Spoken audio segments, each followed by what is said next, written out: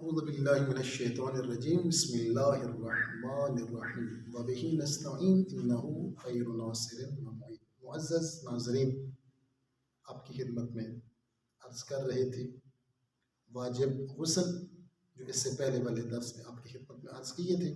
آج غسل کرنے کا طریقہ بیان کرنا تھا اس درس میں کہ غسل کیسے کیا جاتا ہے۔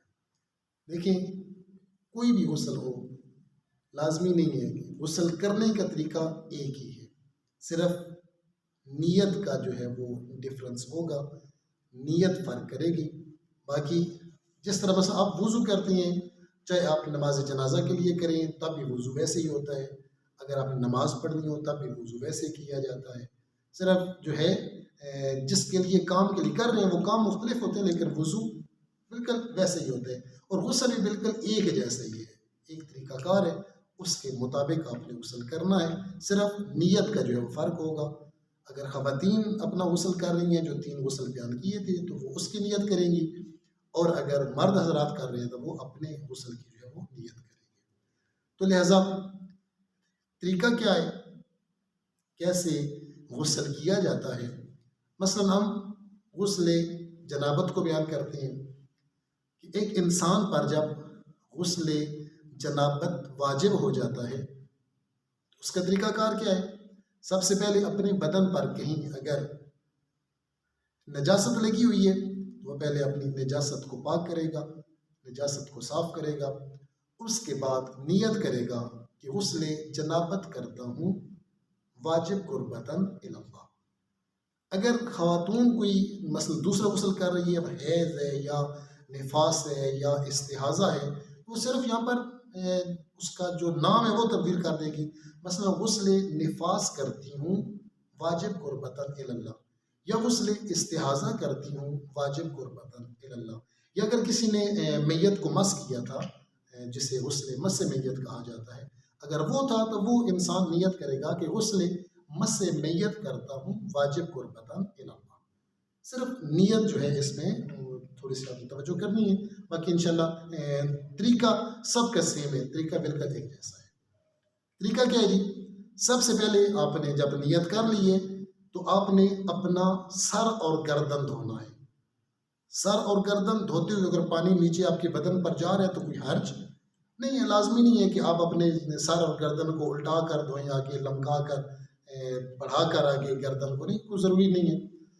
آپ کی نیت یہ ہے کہ آپ سر اور گردن دھو رہے ہیں۔ بس ایک بندہ جو ہے وہ شاور کے نیچے نہا رہا ہے تو لازمی نہیں ہے کہ صرف اپنا سر اور اس کا گردن ہی گیلا ہو، نہیں، اگر پانی نیچے جا رہے ہیں آپ کے بدن کے اوپر تو کوئی حرج نہیں ہے۔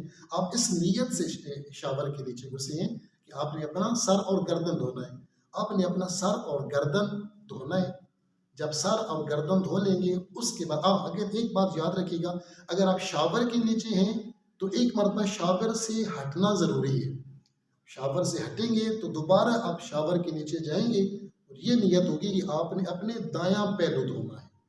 تو جب دایاں پہلو دھو رہے ہیں تو دایاں پہلو دھوتے ہوئے ساتھ ساتھ تھوڑا سا بایاں پہلو بھی دھو دیں، تاکہ آپ کو یقین ہو جائے کہ آپ نے مکمل طور پر جو ہے وہ اپنا حصہ دھو لیا ہے۔